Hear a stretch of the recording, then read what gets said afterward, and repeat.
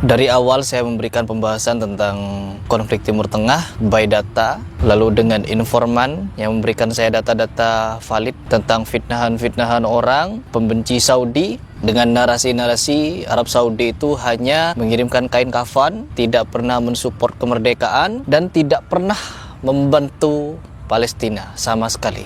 Hanya kain kafan katanya. Setelah saya mendatangi orang tersebut, menanyakan, bertabayun secara langsung, berdialog secara langsung, saya mengajak beliau untuk on cam mengenai tuduhan-tuduhan beliau itu, beserta pembelaan-pembelaan beliau terhadap Simas dengan Hizbus Syaiton. Karena Simas dengan Hizbus Syaiton dianggapnya sebagai sama-sama pejuang. Dan kita bisa tahu sendiri, di belakang Simas ada Syiah Rafidhah dan di depannya ada Syiah Rafidhah juga.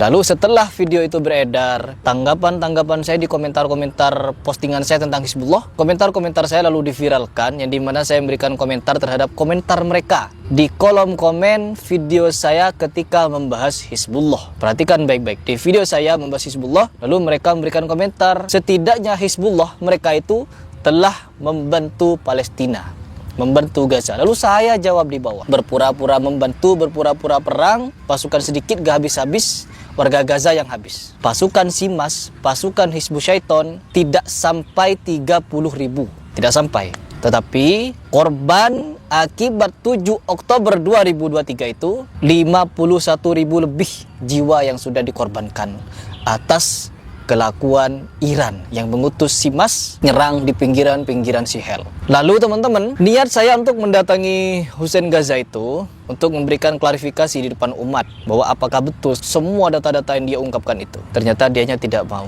Saya datang ke situ dengan informan saya, dan pada saat itu juga info-info atau jawaban-jawaban yang dia sampaikan kepada saya semuanya cuma dalih, tidak ada yang bisa dijawabnya. Dan baru-baru ini ada 4 ustadz yang ngajak saya dialog. Yang satunya berdialog tatap muka dengan saya jelaskan, saya juga memberikan klarifikasi kepada dia bahwa pembahasan itu adalah tentang Hizbullah, ya, bukan tentang Simas. Tetapi karena digiring terus, enggak, Heri Pras itu cuma melintir. Iya sudah, saya jadikan sekalian bahwa Simas sudah yang berpura-pura perang, yang dimana disebut juga sama Presiden Palestina yaitu Mahmud Abbas bahwa mereka adalah anjing. Penyebab Sihel menggempur, membombardir dan membunuh 51.000 lebih jiwa di Gaza sana. كل يوم في مئات القتلى. ليش الناس نسلم الرهينة الأمريكية؟ طب يا أولاد الكلب سلموا اللي عندكم هذول، خلصونا من الشغلة. سدوا ذرائعهم، سدوا ذرائعهم، خلصونا. لا بعدين احنا ما شو اخذنا، احنا وهم هيك بقولوا، احنا واهل غزة. Simas lah penyebabnya. Dan begitu pun selaras dengan pernyataan Pangeran Turki Al-Faisal, yang dimana beliau mengemukakan marah besar di depan publik bahwa sejatinya kehancuran di Gaza itu ada kerja kelompok antara Simas dengan Sihel. Ya, ada datanya, ada faktanya, ada videonya. Lalu yang berikutnya, 2 ustadz ini, yaitu ustadz yang kemarin sudah sempat janjian informan saya mau mendatangi, mau hadir lagi. Tetapi ustadz itu merubah jadwal yang sudah disepakati. Ya, yang awalnya Jumat dimajukan ke hari Kamis. Dan di hari Kamis ada beberapa orang yang mau datang dialog dengan saya. Widih, setelah saya tegur langsung, nggak bisa seperti itu kalau dialog. Akhirnya apa? Ada yang minta hari Kamis, ada yang minta hari Jumat. Ya, jadi 2 kali mereka, teman-teman. Yang satunya ngajak mubahalah dan lain sebagainya, yang satu lagi ngajak dialog, dan satu lagi ada nyusul, yaitu ustadz ini. Orang ini ngajak saya dialog ketika informan saya sudah menutup pintu dialog. Dan beberapa syekh yang ada di belakang saya sudah menasihati saya untuk tidak lagi menerima tantangan dialog. Sudah, Mas Heri gak perlu dialog-dialog, debat-debat, gak ada guna. Yang penting Mas Heri bikin video, paparkan data dan fakta. Begitu, bicaralah by data. Dan itu yang saya lakukan sekarang. Yang dimana ketika saya berbicara, ada datanya, ada faktanya, dan bisa dipertanggungjawabkan. Tinggal dan tugas saya adalah mengajak kalian berpikir. Dan kalian pasti sudah tahu, menyimak video dari ustadz ini yang membuat video dan menyebarkan chat-chatannya dengan salah satu murid saya. Ketika saya diskusikan dengan informan saya, ya ini tidak akan ada ujungnya. Karena dari segi pandangan Syiah sendiri pun kita sudah berbeda. Dan juga terlebih di sini ketika saya mendatangi Hussein pun, ya jawabannya juga nihil, teman-teman. Apalagi di bagian hal seperti ini. Coba kita simak video dari ustadz ini yang bercerita kepada netizen tentang dirinya yang mencoba untuk tabayun ke saya. Ragam komentar dari teman-teman sekalian ketika menyimak postingan saya tentang rencana debat dengan salah satu YouTuber. Meskipun teman-teman sekalian, kalau saya boleh terus terang, supaya terang terus, itu sudah berkali-kali ajakan saya untuk diskusi dengan beberapa pihak yang menyampaikan data secara serampangan dan sembarangan, itu gagal.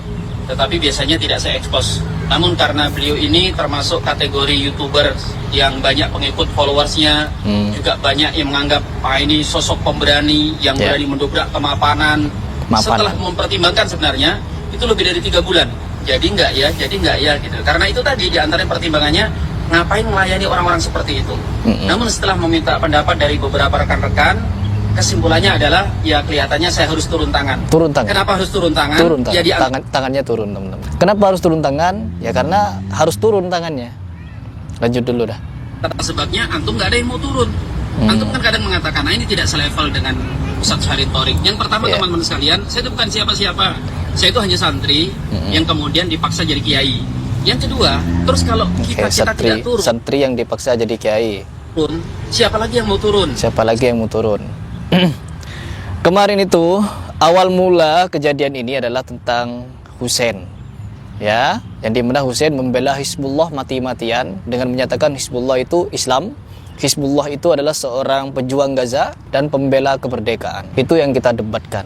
Namun digiring kepada pembahasan HAM, ya sudah saya terjun pada pembahasan HAM, yang dimana memang ada data fakta bahwa Hamas kekasih Syiah Rafidah, memuji-muji Syiah Rafidah dengan sebutan-sebutan apa? Mereka dirahmati Allah, mereka adalah seorang syuhada, seorang pejuang, dan mereka terlebih seorang muslim. Ulama mana yang menyatakan bahwa Syiah Rafidah itu adalah seorang muslim? Orang-orang muslim. Di mana? Ulama siapa? Kecuali Habib Ali Jufri. Para Habib-Habib ini kan Ahlul Bait, dan orang-orang Rafidah juga pecinta Ahlul Bait. Bayangkan teman-teman, mereka sebenarnya memiliki paham yang sama. Sufi dan Syiah ini rata-rata mirip dari segi amaliyahnya, ke kuburan sama-sama, menghias kuburan sama-sama, ke kuburan merangkak sama-sama, dan lain sebagainya, banyak kesamaan. Orang-orang di Indonesia yang sufi-sufi kental tulen, mereka meniru-niru Syiah, atau mereka memang sama dengan Syiah. لكن الوهابية لا عندهم الصوفية، ولذلك إذا تريد أنك تنظف منطقة من الوهابية فقوي الصوفية. الاتجاه الصوفي عدو طبيعي للوهابية ونحن في هذا نتعاون معهم. Diakui bahwa Sufi adalah jembatan menuju Syiah. Karena kita bisa menyaksikan teman-teman kuburannya, kuburan orang Syiah seperti ini, dan kuburan orang Sufi seperti ini. Ulamanya, atau syekhnya, atau imamnya seperti ini, dihias. Sudah seperti pengantin teman-teman, sama. Merangkak ke kuburan, ini orang Syiah ini. Orang Syiah merangkak ke kuburan, dan ini orang Sufi merangkak juga ke kuburan teman-teman. Ketika dinyatakan Sufi Syiah mirip-mirip, gak mau mereka. Padahal faktanya ada, datanya ada. Orang Syiah sujud di kuburan.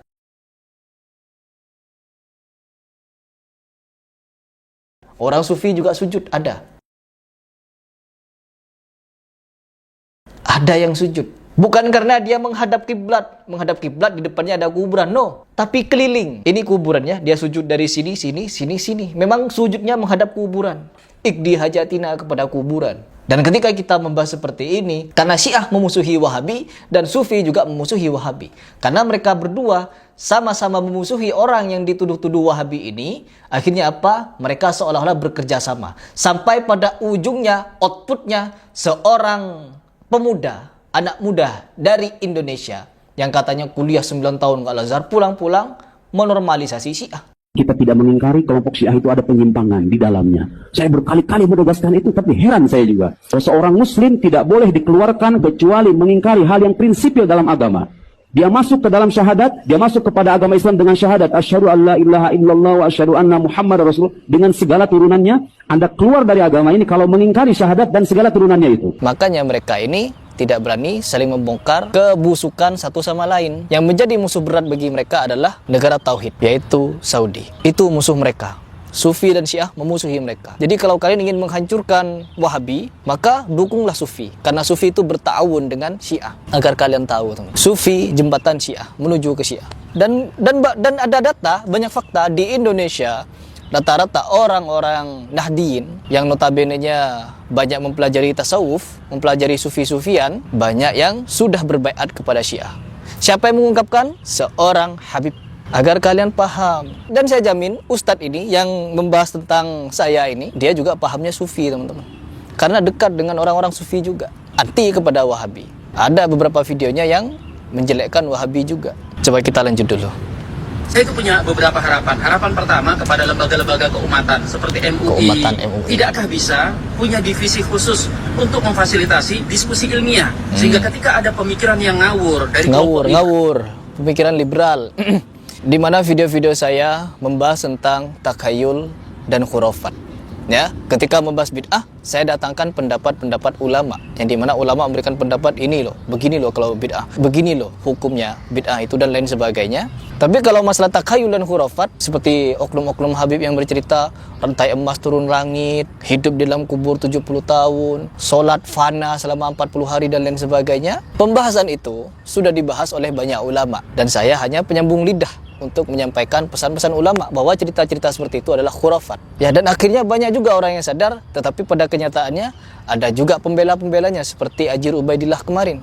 Gus Ajir memberikan video dan memberikan fitnahan kepada Syekhul Islam Ibnu Taimiyah, kepada Syekh bin Bas, bahwa mereka ini juga menceritakan khurafat. Setelah kita selidiki, ternyata nihil, teman-teman. Bukan khurafat, tapi malah menguatkan tauhid itu. Kisahnya Syekhul Islam Ibnu Taimiyah, yang dimana difitnah juga khurafat, mecah diri jadi berapa banyak gitu. Padahal kisah yang sebenarnya bukan mecah diri jadi banyak, tetapi sosok Syekhul Islam Ibnu Taimiyah sedang difitnah oleh jin. Ya, padahal Syekhul Islam ada di dalam penjara, tapi di luar penjara ada Syekhul Islam. Itulah fitnah jin. Dan bantahannya sangat gampang, teman-teman, ketika kita membahas seperti ini. Apalagi kepada ini, mau menyarankan kepada MUI untuk lembaga ini, lembaga itu, untuk debat dialog ilmiah. Ya, masalah khurafat yang saya bahas, apalagi masalah pembahasan ini, yang dimana memang pelik, ada ketumpang tindihan ideologi antara orang-orang Simas dengan Rafidah.